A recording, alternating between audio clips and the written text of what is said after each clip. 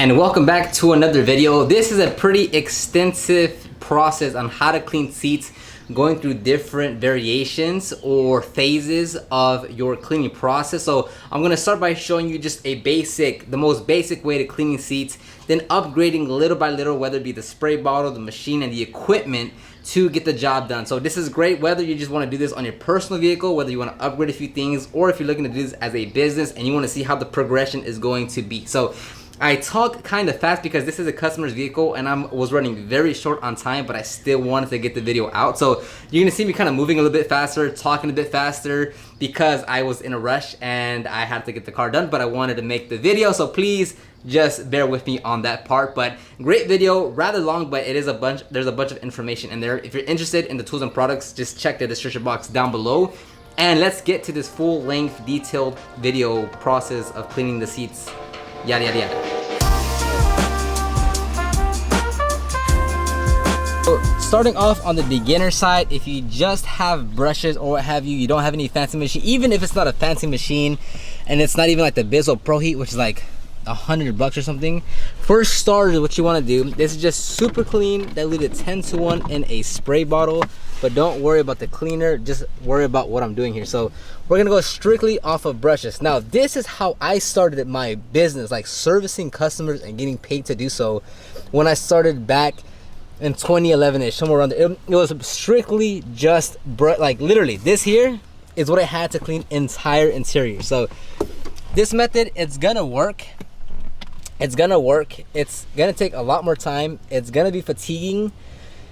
You might not be able to do everything at once if this is just like as a personal thing, because it will take a while, but this is how you do it. And again, whether it's a dirty spot or a clean spot, I would do this exact same method across the interior, on the seats, on the floor mats, and on the carpeting, just like this. So you're gonna take your cleaner.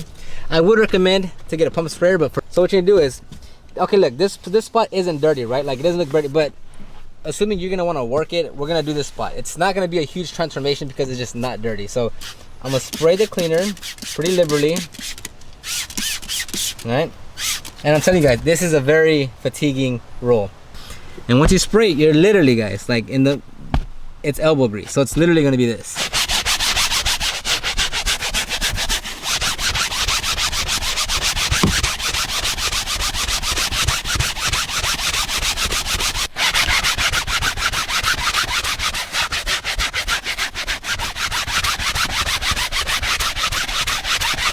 Okay, yes, that's literally what you'll do across the entire interior. Then you'll take your towel and you'll literally mop it up. It's not ideal. You will get tired. You will be out of breath. And again, not much was picked up here, like not much gunk came out or anything, because it's not bad, but you would literally replicate that throughout the entire seat. So what I'm gonna do for you here is I'm gonna do that. And with this, you want to work in small sections. You can't do the whole seat because you'll get fatigued. So you literally do this.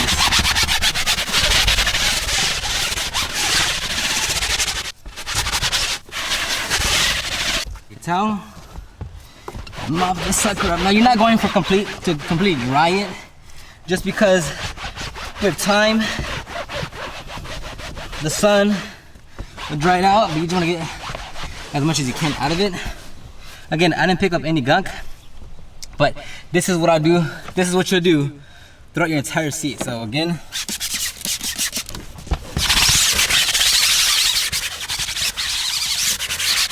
maybe just a little more. If there's a stain that you see, you'll probably want to put a little bit more on those spots.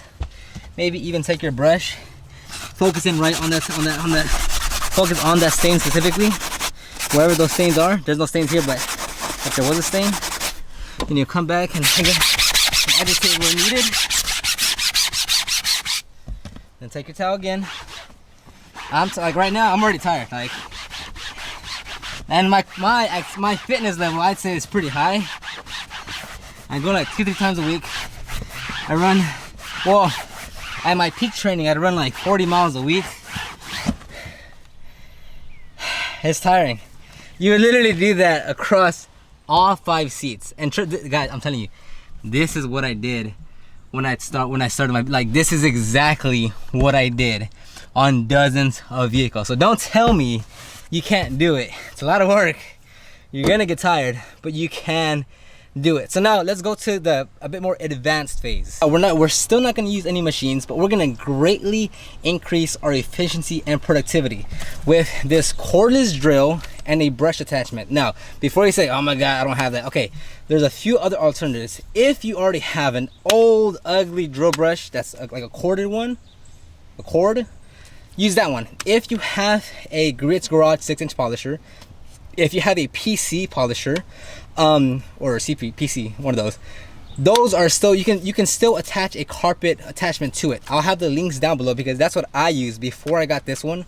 I used the Grits Garage 6-inch polisher with a carpet attachment, corded obviously, and I would use that as my interior scrubber. So now, again, no machines at this point. We're still just using a brush, except now we got technology with us. So same concept, you're gonna spray it down, except now I can actually go a bit further because it's not me doing the work. It's still me doing the work, just not actually agitating. We're gonna put the sucker on.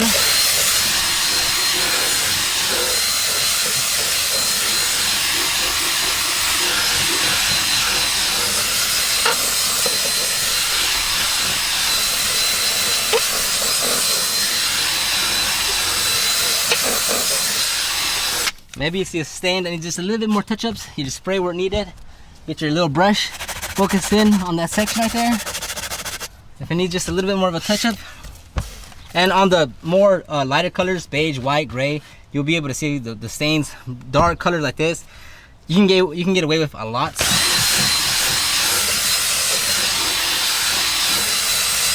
All right, then you take your towel, and you're still gonna have to mop it up to decrease the drying time, so you're gonna get as much of that excess that you can.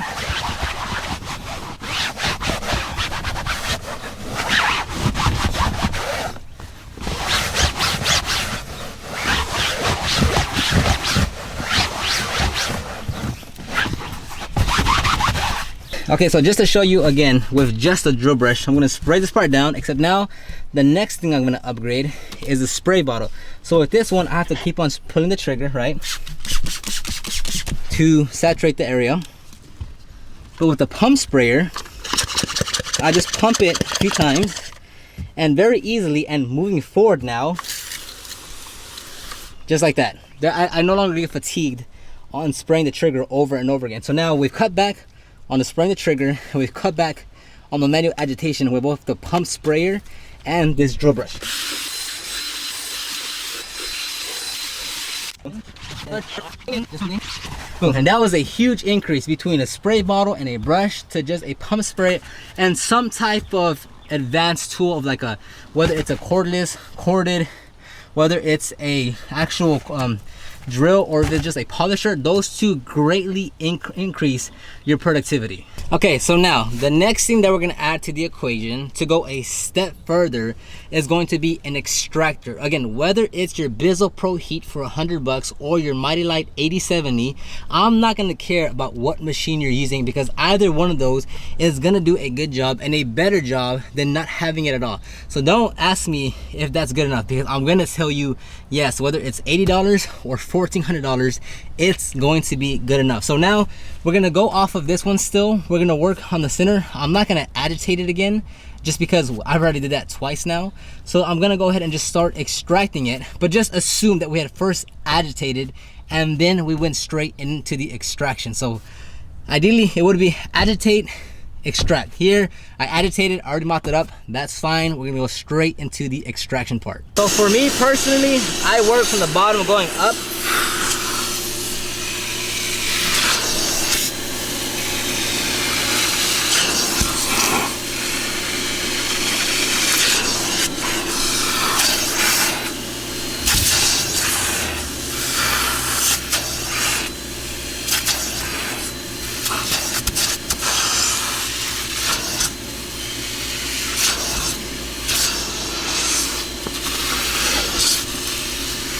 So I'm not worried about the excess water, just because I'll extract it later. I'll just do this. So I'm not worried about that overspill.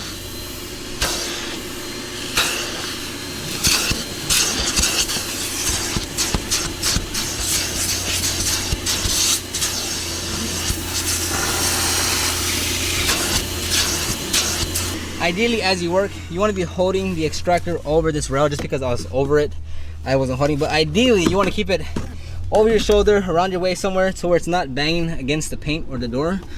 Just because on the hose, it might be able to scratch it and such.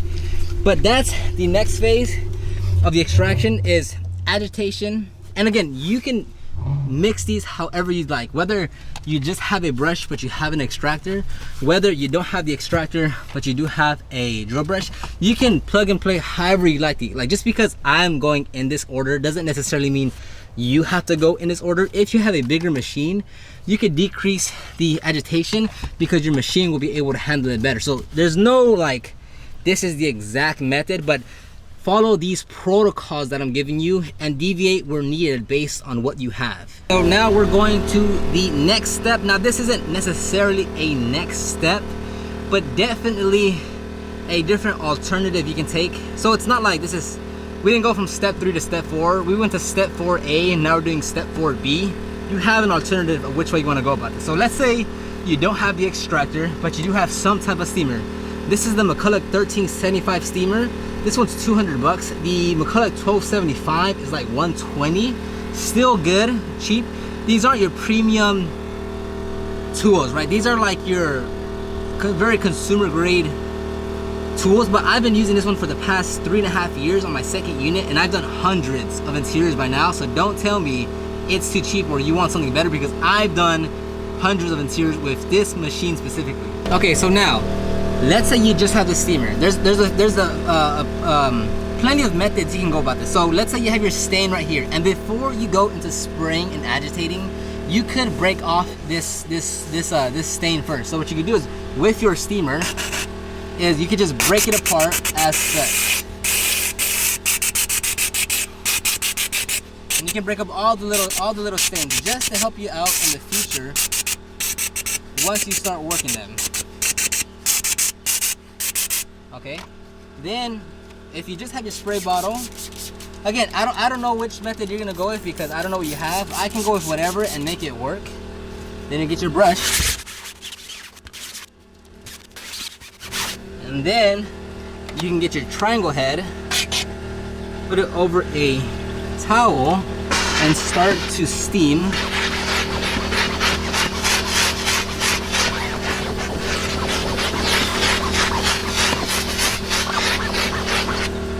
There you go, pulled up some dirt right there. Get another towel, come in here and mop it up.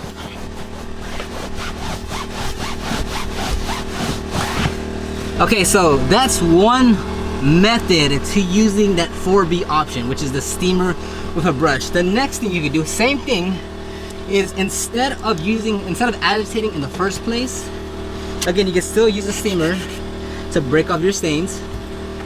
Discard that towel, it fell. You can still use the steamer to break up the stains where needed, as needed. But now, instead of agitating, we're gonna put the triangle head as is. These have the bristles, they're kind of old, don't worry about that. I'm gonna use, this time I'll use the pump spray. Let's say you have a pump sprayer. You'll lay it down, and without the towel this time, we're just gonna use it as, because remember, we use these bristles. These bristles are probably just as stiff as these, so there's no point in putting a towel. The amount of steam that we're gonna introduce to the seat is very minimal, so I'm not worried about saturating it too much. So as is, we have it on high blast, on the high setting, and we're gonna just agitate. We're gonna continuously move the steamer around to not put too much steam or water into one section. But overall, don't be worried about how much, because as long as you keep the steamer moving, you'll be fine. And if you want to throw the towel over it because you just feel more comfortable that way, the material's a bit older, totally up to you. I personally would just go straight like this.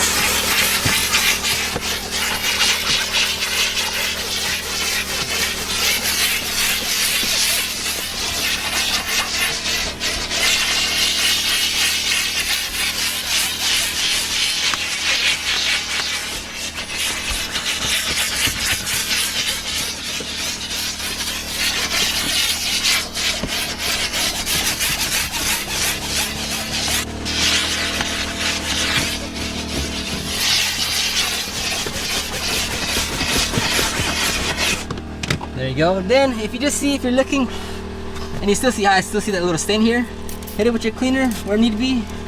Come back with your smaller brush, because the smaller brush, although like let's say this covers a lot more real estate, as does this with stiffer brushes, but with this small brush, because you can get right exactly where you need to be and you can put as much down pressure on that specific stain, this one helps out a lot more with working on these specific stains that you need to get rid of, as opposed to using those bigger items, because since it's more real estate, that your down pressure is kind of distributed more, as opposed to having a singular small brush like this to work exactly where you need it to be. And we'll do that. Come back with your towel, dry it off. And again, I'm not joking, it's not that wet, like an hour or so and it'll be mostly dried up. And if you're concerned about it, you can also purchase like an air mover, put it on here, 30 minutes, it'll be dry. Okay, so now we're going to the most advanced level. We've gone through the various brushes or brush or agitation ways that you can do it. We've gone through the maybe you just have the brush and the steamer. We've gone if you have just the extractor.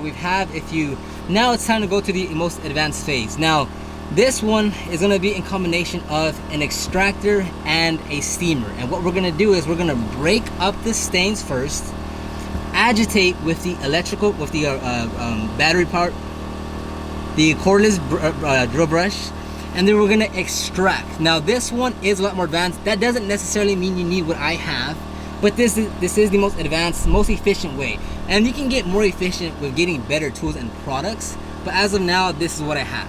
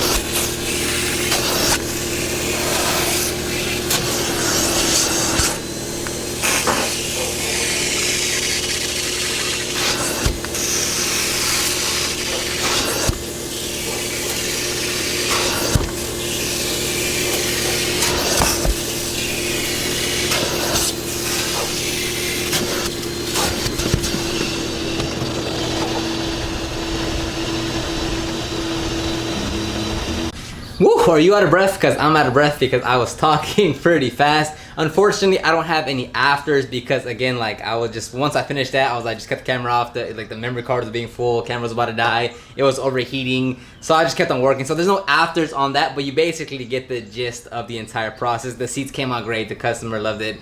That's all fine and dandy, but sorry I just couldn't get you those afters. But that's it. That's a pretty extensive process between just starting off with some brushes, upgrading little by little. Again, you can mix and match however you want. You don't have to go the exact route that you saw there. You might have this, you might not have that. Maybe you can upgrade this, maybe you can tweak this. You can do all that just depending on what you're working on. Check all the links in the description to see which brushes or tools I use and which ones you can use if you have some different machines, as I did when I first started with the polisher instead of a drill brush. But other than that, let me know if you have any comments, questions, concerns down in the comment section. I am already sweating and I'm just making videos, so that goes to show you how hot it is right now. So I'll go ahead and see you guys on the next one.